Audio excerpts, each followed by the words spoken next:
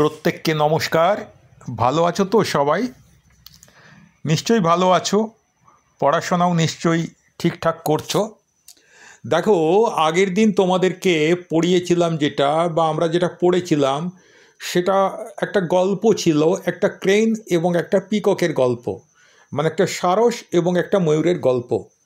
আজকে তোমরা ছবিটা দেখে নিশ্চয়ই বুঝতে পারছো যে আমরা কিসের গল্প আজকে আলোচনা করব। তো ঠিকই ধরেছ, আজকে আমাদের যে গল্পটা আলোচনা করা হবে সেটা হচ্ছে দ্য থ্রি ফিশেস। তোমরা থ্রি মানে জানো তিন, আর ফিশ মানে জানো মাছ। এই ফিশেস এই শব্দটা নিয়ে পরে আমি তোমাদের সঙ্গে চর্চা করব। এখন ফিশেস মানে যখন মাছের প্লুরাল নাম্বার, একের বেশি মাছ যখন আছে তখন হয়ে যাচ্ছে ফিশেস। দ্য থ্রি ফিশেস, তিনটি মাছ। আমাদের গল্পটা হচ্ছে তিনটি মাছের গল্প। এই গল্পটা নেওয়া হয়েছে একটা সংস্কৃত বই থেকে। সেই বইটার নাম হচ্ছে পঞ্চতন্ত্র। তোমাদের মতো যারা ছোট তাদের জন্যেই এই পঞ্চতন্ত্র গল্পটা লেখা হয়েছিল, মানে পঞ্চতন্ত্র বইটায় লেখা হয়েছিল। এটার মধ্যে 5টা ভাগ আছে, তাই এর নাম হচ্ছে পঞ্চতন্ত্র। তো তোমরা যদি পঞ্চতন্ত্র পড়ো তাহলে দেখবে অত্যন্ত সুন্দর সুন্দর গল্প আছে। তোমাদের যদি আগ্রহ থাকে বাবা মাকে বলবে তোমাদেরকে পঞ্চতন্ত্রের গল্প বইটা তারা কিনে দেবেন। তো ওটা পড়ে তোমরা অনেক সুন্দর সুন্দর গল্প জানতে পারবে, অনেক কিছু শিখতে পারবে। পঞ্চতন্ত্রের গল্প এটা শুধু গল্পের বই নয়, প্রত্যেকটা গল্প থেকে কিছু শিক্ষার আছে। সংস্কৃত ভাষায় বইটা লেখা, ওটা বিভিন্ন ভাষায় অনুবাদ হয়েছে এবং বাংলা ভাষাতেও বইটা পাওয়া যায়, খুব বেশি দাম নয়। তো আমাদের এই দ্য থ্রি ফিশেস এই গল্পটা নেওয়া হয়েছে পঞ্চতন্ত্র থেকে। আর পঞ্চতন্ত্রের লেখক কে ছিলেন, কে লিখেছিলেন পঞ্চতন্ত্র? যিনি লিখেছিলেন তার নাম হচ্ছে পণ্ডিত বিষ্ণু শর্মা। কি নাম? পণ্ডিত বিষ্ণু শর্মা। তাহলে বিষ্ণু শর্মার লেখা পঞ্চতন্ত্র বইতে যে তিনটে মাছের গল্প আছে সেই গল্পটার ইংরেজি অনুবাদ আমরা এখানে পড়ছি। গল্পটার নাম কি? The three fishes. উচ্চারণ করতে আশা করি অসুবিধা হবে না তোমাদের।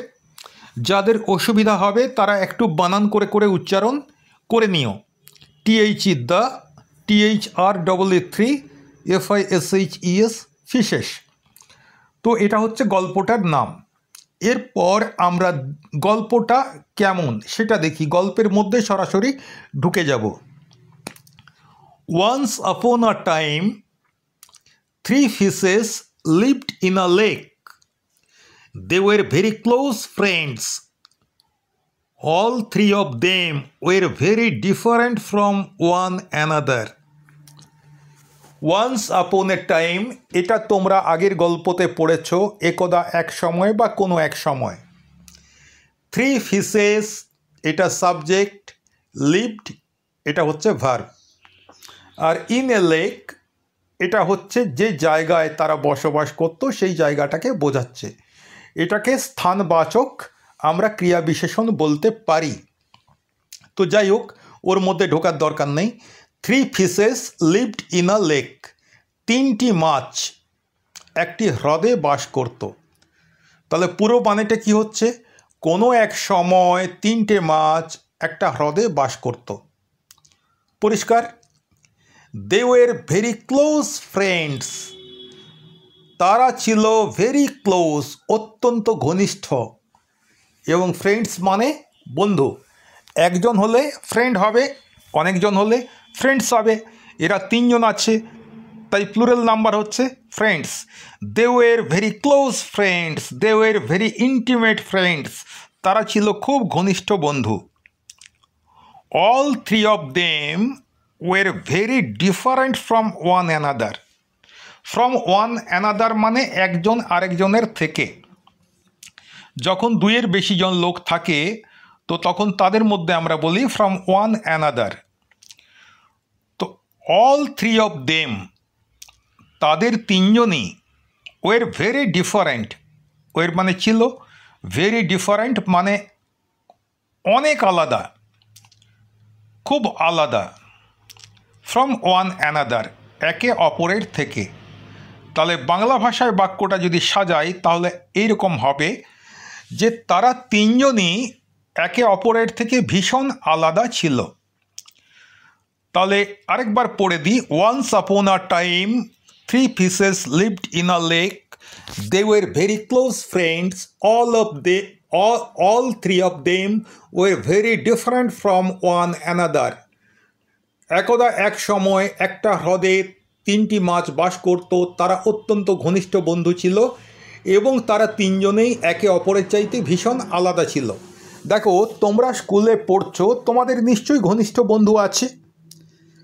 তো তোমরা কি যারা ঘনিষ্ঠ বন্ধু সবাই কি একই রকম? নিশ্চয়ই একই রকম নয়, তোমাদের একজনের সঙ্গে আরেকজনের পার্থক্য আছে। তো এদের মধ্যে কিন্তু পার্থক্যটা ভীষণ পার্থক্য ছিল, এই জায়গাটা বোঝা গেছে। এরপরে আমি দ্বিতীয় জায়গায় আসছি। The first one believed in fate. দেখো, ওয়ান মানে এক, কিন্তু আগে যেহেতু মাছেদের কথা বলা হচ্ছে, এখানে ওয়ান কথাটা দিয়ে ফিশ কথাটাকে ডিনোট করা হচ্ছে, ফিশকে বোঝানো হচ্ছে। The first fish, the first one মানে দ্য ফার্স্ট ফিশ। যদি এখানে মানুষের কথা থাকতো তাহলে দ্য ফার্স্ট ওয়ান মানে দ্য ফার্স্ট ম্যান। যদি এখানে কুকুরের কথা থাকতো, দ্য ফার্স্ট ওয়ান মানে দ্য ফার্স্ট ডগ। ওই তিনজনের মধ্যে দ্য ফার্স্ট ওয়ান, অর্থাৎ তিনজনের মধ্যে প্রথম জন, প্রথম মাছটা। দ্য ফার্স্ট ওয়ান, প্রথম জন, বিলিভড ইন ফেট। বিলিভ মানে বিশ্বাস করা, বিলিভড মানে বিশ্বাস করতো। গল্পটা দেখো পুরোটাই ফার্স্ট টেন্সে আছে। আগের ক্লাসে তোমাদেরকে শিখিয়েছিলাম যেটা, যে কোনো ভার্বের সঙ্গে ইডি যোগ করে দেবে, দেখবে অধিকাংশ ক্ষেত্রে সেটা পাস্ট টেন্স হয়ে যাচ্ছে। আর যদি সেই ভার্বের শেষে ই থাকে তাহলে শুধু ডি যোগ করে দিলেই পাস্ট টেন্স হয়ে যাবে। এটা সাধারণ নিয়ম। এর বাইরেও বেশ কিছু ভার্ব আছে, সেগুলো নিয়ে তোমাদের এখন মাথা ঘামানোর দরকার নেই। যখন সময় হবে তখন আমরা সেটা নিয়ে চর্চা করব। তো the first one believed in fate, প্রথমজন বিশ্বাস করত। ফেট মানে ভাগ্য, লাক, ভাগ্যে বিশ্বাস করত। তাহলে the first one believed in fate মানে প্রথমজন ভাগ্যে বিশ্বাস করত। হি থট, সে ভাবত।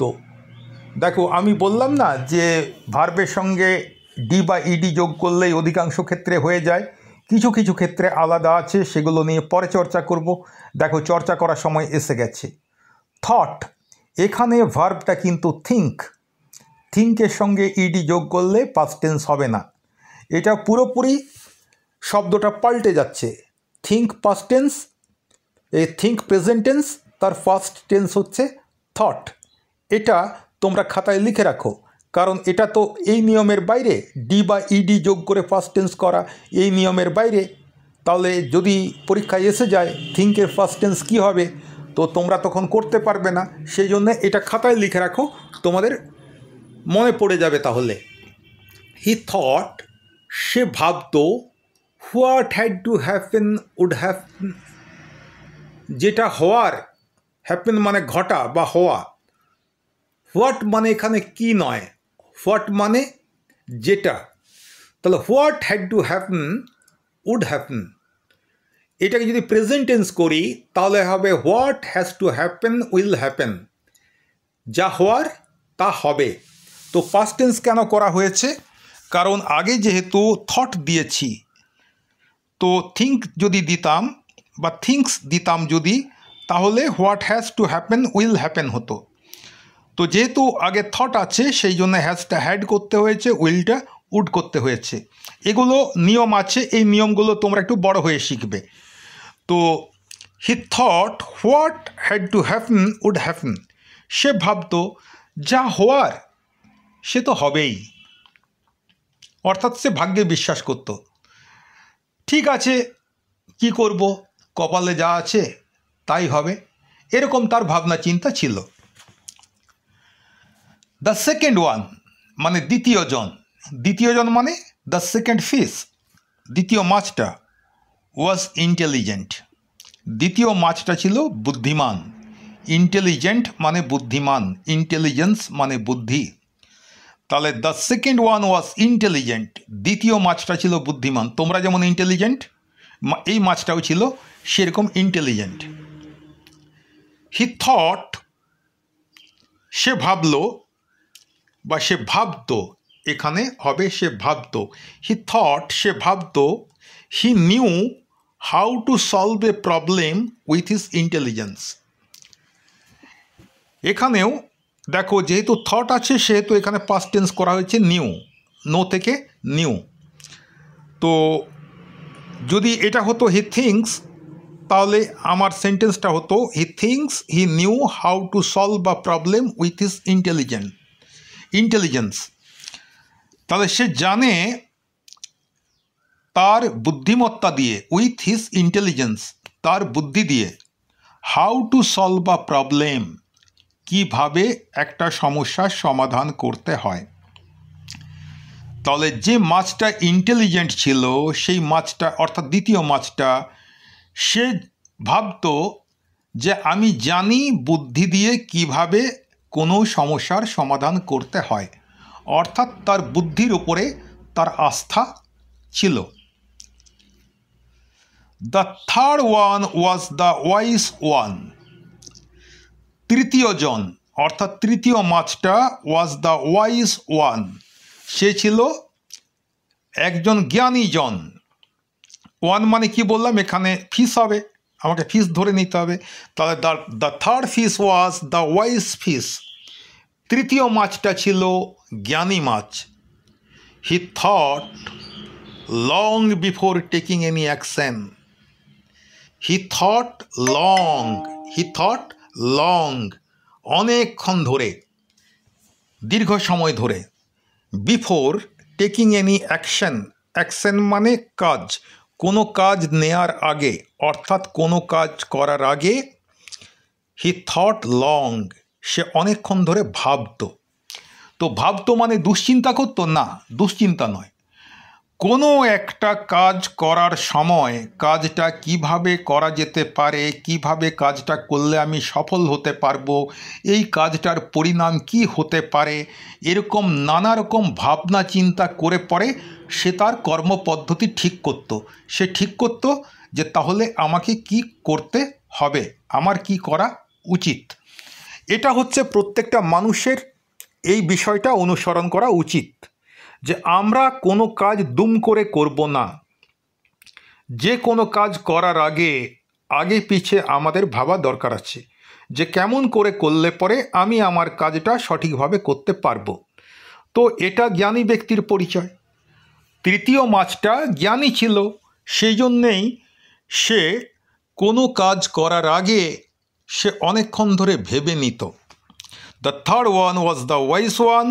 He thought long before taking any action. দেখো এরপরে তিনটে মাছের বৈশিষ্ট্য আমরা জানলাম।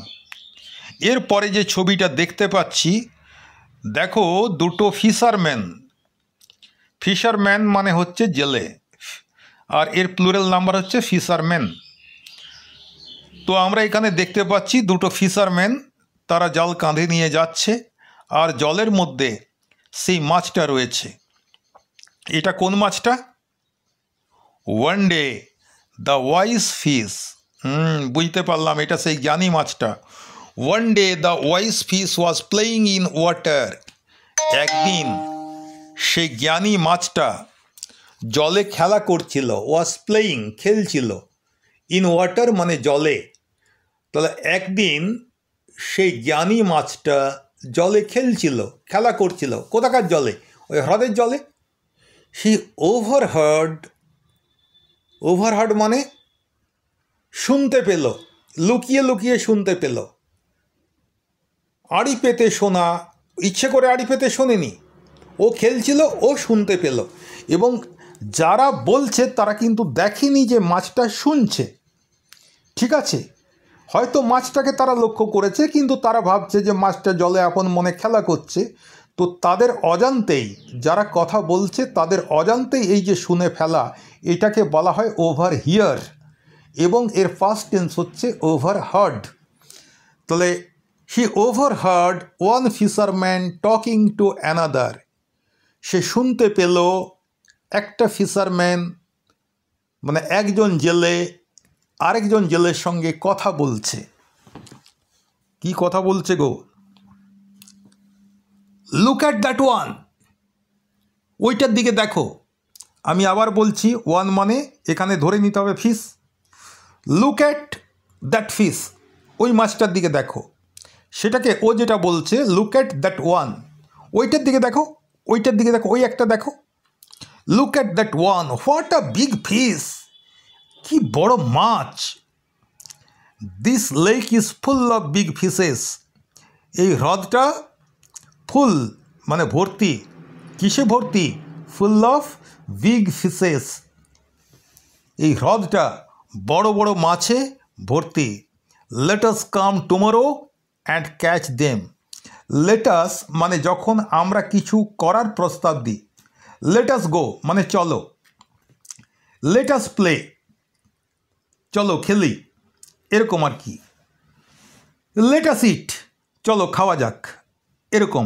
এ লেটাস কথাটা আমরা এই সব জায়গায় ব্যবহার করি। তো লেট আস কাম টুমরো, চলো কাল আসা যাক। অ্যান্ড ক্যাচ দেম, এখানে আমাকে অর্থটা করতে হবে let us come tomorrow and let us catch them, চলো কাল আসা যাক এবং এগুলোকে ধরা যাক। দেম মানে তাদেরকে ধরা যাক। তাহলে একজন জেলে আরেকজন জেলেকে বলছে লুক অ্যাট দ্যাট ওয়ান, ওই দেখো দেখো ওইটা দেখো। হোয়াট আ বিগ ফিশ, কত বড় মাছ। This lake is full of big fishes, এই হ্রদটা পুরো বড় বড় মাছে ভর্তি। Let us come tomorrow and catch them, চলো কাল আমরা আসি আর এদেরকে ধরি। দ্য ওয়াইজ ফিশ, সে তো শুনতে পেল, শুনতে পাওয়ার পর তার মনের ভিতরটা কেমন হচ্ছে? তোমরা ধরো তিনজন খেলা করছো, আর তোমরা আড়াল থেকে শুনতে পেলে দুজন লোক বলা বলি করছে যে আমরা ছেলে ধরা, চলো এই তিনটে ছেলেকে ধরে নিই। তো এইটা যদি তুমি শুনতে পাও তখন তোমার কেমন লাগবে? তুমি তো ভয় পাবেই। ভয় পেয়ে তুমি কি করবে? তোমার বন্ধুদেরকে বলবে ওরে ওইখানে একটা ছেলে ধরা, দুটো ছেলে ধরা রয়েছে, ওরা ধরবো বলছে। তো কি করবি?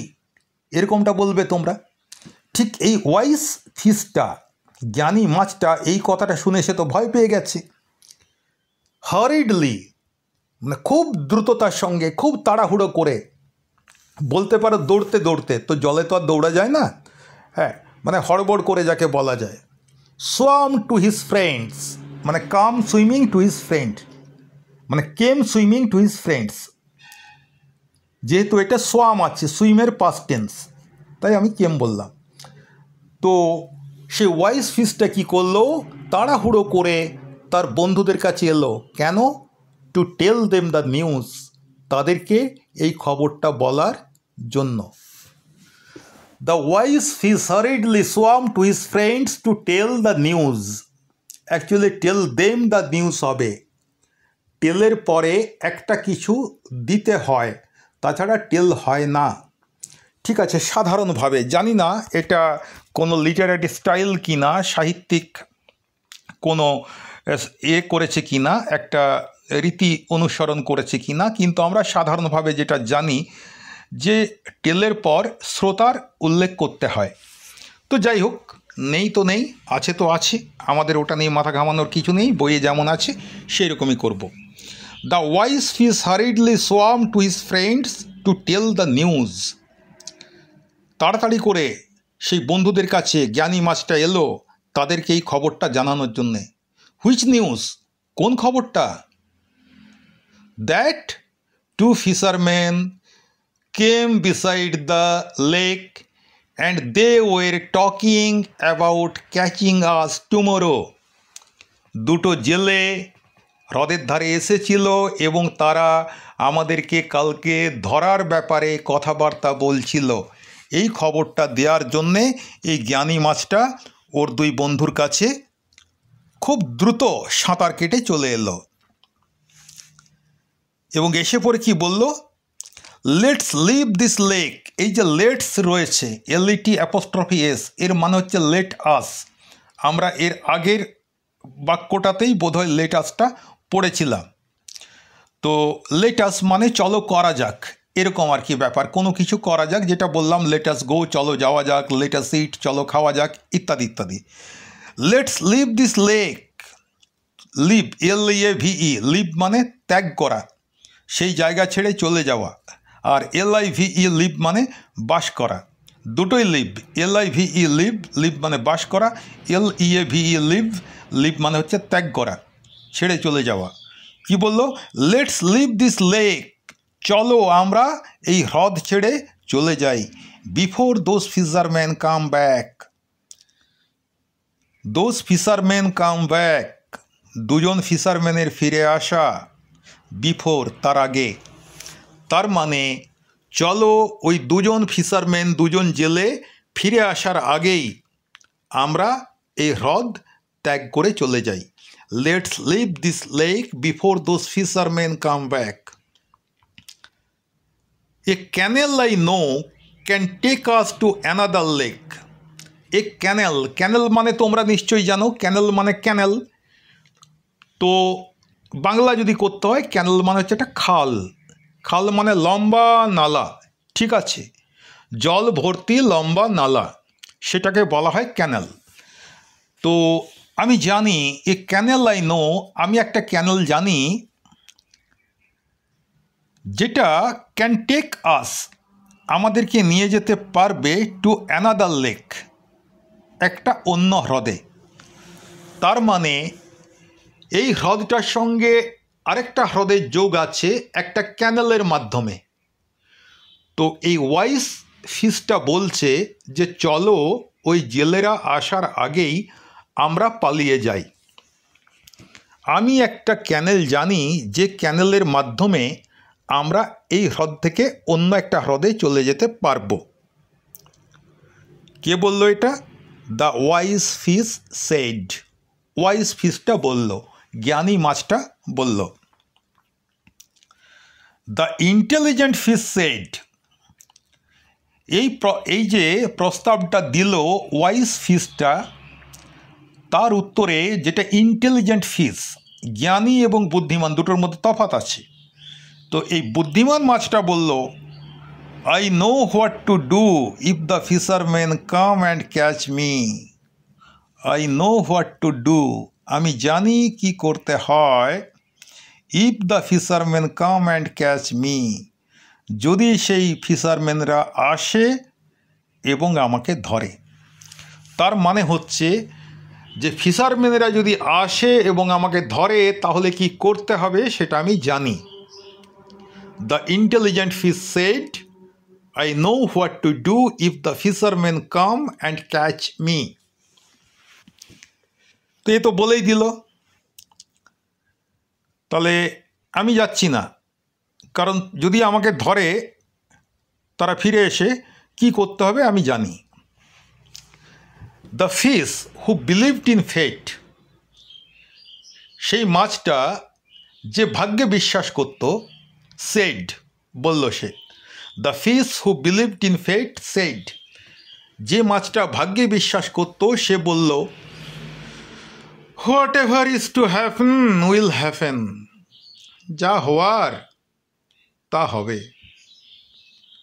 I was born in this lake. I was born মানে আমি জন্মগ্রহণ করেছি, আমি এই হ্রদেই জন্মগ্রহণ করেছি। And I am not going to leave ইট, এবং এটা আমি ছেড়ে যাচ্ছি না। এই গোয়িং টু ডু মানে কোনো কিছু করতে যাওয়া। I am going to sleep, আমি ঘুমোতে চললাম। I am going to read, আমি এই সবে পড়তে যাচ্ছি। যাচ্ছি মানে যাওয়া নয়, হেঁটে হেঁটে যাওয়া নয়, মানে আমি এই করব, এটা বোঝায়। I am going to it just after 15 minutes, আমি 15 মিনিট পরেই খেতে চলেছি। তার মানে আমি হয়তো টেবিলে বসে আছি, আমি 15 মিনিট পর খাবো, এরকম। নিয়ার ফিউচারে যখন কোনো কিছু বোঝাবে তখন আমরা এই গোয়িং কথাটা ব্যবহার করতে পারি। তো যাই হোক, এখন এ বলল I am not going to leave it, আমি এখানটা ত্যাগ করতে পারবো না, আমি তো এখানটা ত্যাগ করে যাচ্ছি না। কেন? I was born in this lake, আমি লেকেই জন্মগ্রহণ করেছি, এই হ্রদেই আমি জন্মগ্রহণ করেছি, এ আমার জন্মভূমি, এই জন্মভূমি ছেড়ে তো আমি যাব না। যা হওয়ার কপালে যা আছে তা হবে, what ever is to happen will happen, যা হওয়ার তা হবে।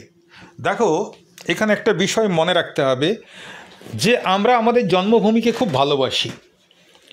তুমি তোমার গ্রাম ছেড়ে তুমি কোথাও যদি যাওয়ার কথা হয়, তোমার মনে খুব আনন্দ হবে যে হ্যাঁ বেরিয়ে আসি, কিন্তু সেই জায়গায় 3 দিন 4 দিন থাকার পরই তোমার মনটা কিন্তু টানবে।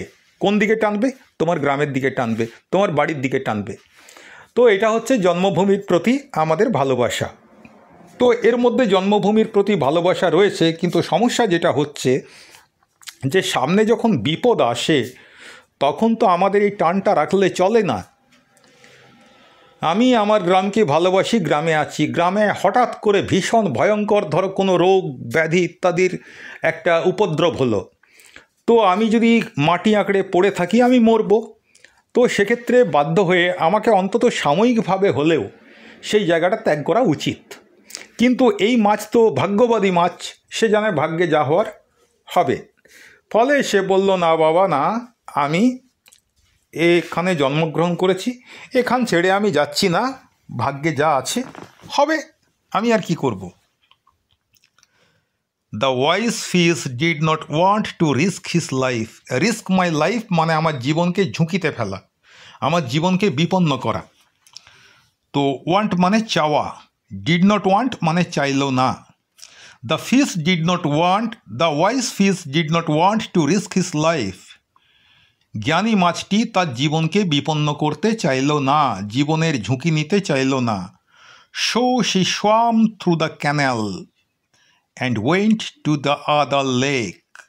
So she swamp through the canal, through মানে মধ্য দিয়ে, সুতরাং সে ক্যানেলের মধ্য দিয়ে সাঁতরে গেল, and went to the other lake, এবং অন্য হ্রদটায় চলে গেল। ঠিক আছে, তাহলে আমরা ধরে নিচ্ছি ওয়াইজ ফিশটা বেঁচে গেল, কারণ কালকে যদি ফিশারম্যানরা আসে তাহলে ওরা সমস্ত মাছ ধরবে, কিন্তু ওয়াইজ ফিশটাকে ধরতে পারবে না, সে আগেই চলে গেল। রয়ে গেল দুজন। এরপরে দেখো ফিশারম্যানরা কিন্তু সত্যি সত্যি ফিরে এসেছে পরের দিন। তো এবার তারা ফিরে এসে কি করলো? The fisherman came back the next morning. Next মানে ঠিক পরের, তাহলে পরের সকালেই দ্য ফিশারম্যান কেম ব্যাক, জেলেরা ফিরে এলো। এখানে দেখো ফিশারম্যান, যদি একটা জেলে হতো ফিশারম্যান, আর একের বেশি যেহেতু ফিশারম্যান, তাহলে জেলেরা পরদিন সকালেই সেখানে ফিরে এলো। দে কাস্ট দেয়ার নেট, এখানে কাস্ট কথাটার অর্থ হচ্ছে ছোড়া, ফেলা, তারা তাদের জালটা ফেলল। The two friends who stayed back were caught, সেই দুই বন্ধু যারা সেখানে থেকে গেছিল পিছনে। কার পিছনে? কারো পিছনে নয়। ওয়াইজ যে ফিশ সেটা চলে গেল, এরা এখানে স্টে ব্যাক করে গেল, মানে এরা এখানেই রয়ে গেল। তাহলে যারা রয়ে গেছিল, হু স্টেড ব্যাক মানে যারা থেকে গেছিল, দুই বন্ধু যারা থেকে গেছিল ওয়ের কট, তারা ধরা পড়ে গেল। There were many other fishes in the net, শুধু তারা দুজন নয়, জালের মধ্যে মেনি আদার ফিশেস, আরও অনেক মাছ ছিল। অর্থাৎ যে জালে তারা ধরা পড়ল সেই জালে তারা দুজন ছাড়াও আরও অনেক মাছ জালে ধরা পড়ে গেল। এবার তো বিপদ, জেলেদের জালে ধরা পড়ে গেছে। ওয়াইজ ফ্রেন্ডের কথা এরা শোনেনি। The intelligent fish thought A way to escape, escape মানে পালিয়ে যাওয়া, ঠিক আছে, এসকেপ মানে পালিয়ে যাওয়া। দ্য ইন্টেলিজেন্ট ফিশ, বুদ্ধিমান মাছটা thought A way to escape, এখানে ওয়ে মানে হচ্ছে উপায়, এ ওয়ে মানে একটা উপায়। তাহলে ইন্টেলিজেন্ট ফিশটা পালিয়ে যাওয়ার জন্য একটা উপায় ভেবে নিল, থট মানে ভাবলো। তাহলে বুদ্ধিমান মাছটা পালিয়ে যাওয়ার একটা উপায় ভাবলো। The intelligent fish thought of a way to escape. He acted as if he were dead. এই অ্যাস ইফ কথাটা মনে রাখো, এটা খাতায় লিখে রাখো। অ্যাস ইফ মানে হচ্ছে একসাথে এর মানেটা হচ্ছে যেন। হি অ্যাক্টেড সে অভিনয় করল, অ্যাস ইফ যেন, হি ওয়ার ডেড সে মৃত। এই অ্যাস ইফ দেওয়ার পরে দেখো হি ওয়াজ হবে না, হি ওয়ের হবে।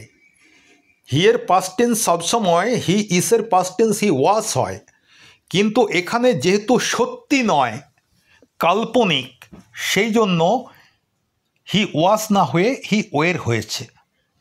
তাহলে হি অ্যাক্টেড সে এমন অভিনয় করলো অ্যাস ইফ যেন হি ওয়ার ডেড সে মৃত। তার মানে সে মরার মতো অভিনয় করল, মরে পড়ে রইল। তো ফিশারম্যান যখন দেখল যে মাছটা মরে গেছে, দেখো মরা মাছ কেউ কিনতে চায় না, ফলে ওই মাছটা ওর বাজারে বিক্রি হবে না। দ্বিতীয়ত কিছুক্ষণ থাকলে পরে মরা মাছটা গন্ধ উঠে যাবে, তখন তো আর এই বরফ টরফ দেওয়ার ব্যাপার ছিল না। তাহলে অন্যান্য মাছগুলোতেও সেই গন্ধটা সংক্রমিত হলে সেই মাছ বিক্রি হবে না। ফলে ফিশারম্যান কী করলো, মরা মাছটাকে নিয়ে কী হবে, ছুড়ে দে ওকে জলে। The fisherman through him back into the lake.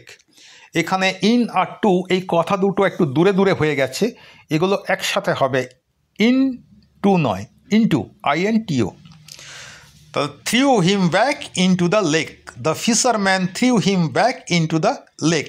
জেলে কী করলো, তাকে হ্রদে আবার ছুড়ে দিল, সেও বেঁচে গেল। But the other fish who believed in the fate was still in the net. Still মানে তখনও পর্যন্ত এখানে।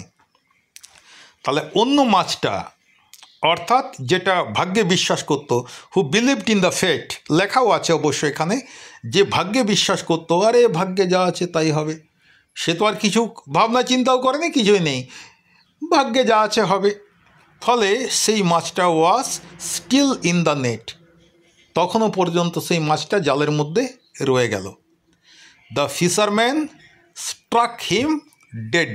স্ট্রাইক মানে ঘা দেয়া, আর তার পাস্ট টেন্স হচ্ছে স্ট্রাক, তার মানে ঘা দিল।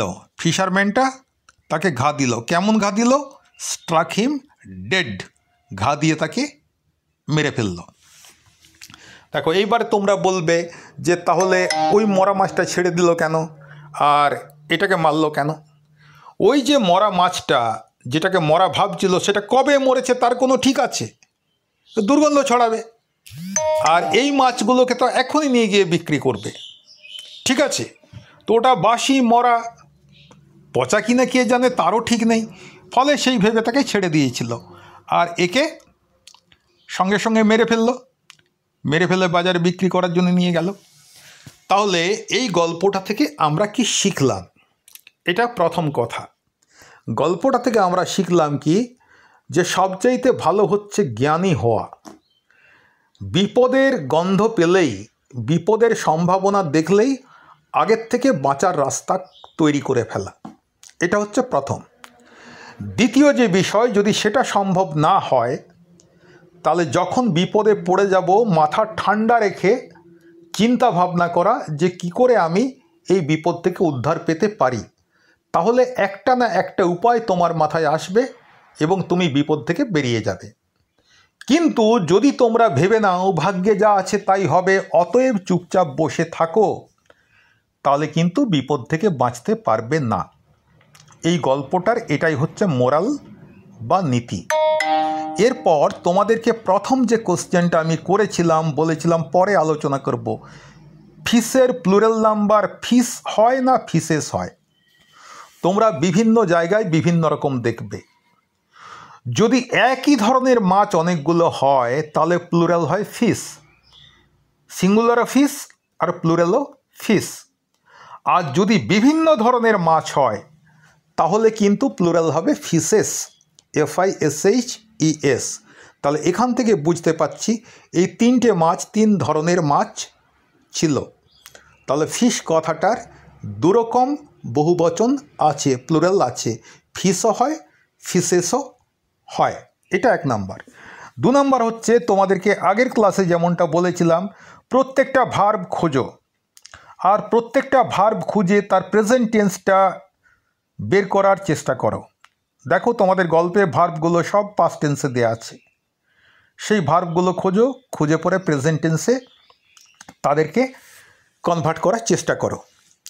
যদি পারো ভালো, সেটাও দেখাবে, আর যদি না পারো অন্তত ভার্বগুলো চিহ্নিত করো, সেটুকু করলেও হবে। যদি তাও না পারো তাহলেও কালকে ক্লাসে এসে বলবে, আমরা ওটা দেখিয়ে দেবো, ঠিক আছে?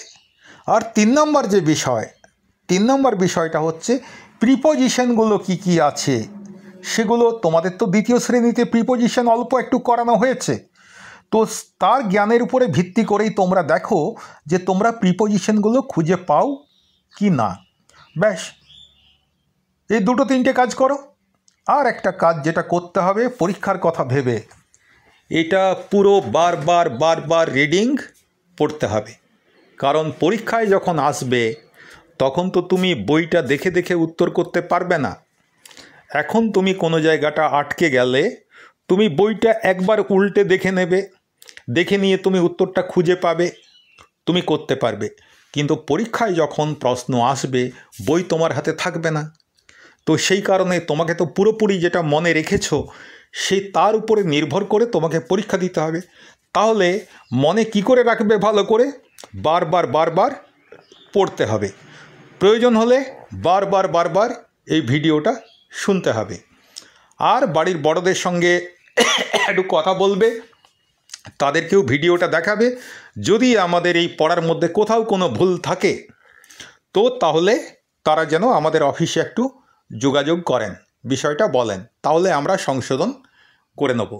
ঠিক আছে, আশা করি তো কোনো ভুল থাকবে না। তোমরা ভালো করে মন দিয়ে পড়াশোনা করো। এর পরের দিন আমরা এর যে এক্সারসাইজ আছে সেগুলো নিয়ে চর্চা করব। ঠিক আছে, ভালো থেকো সবাই।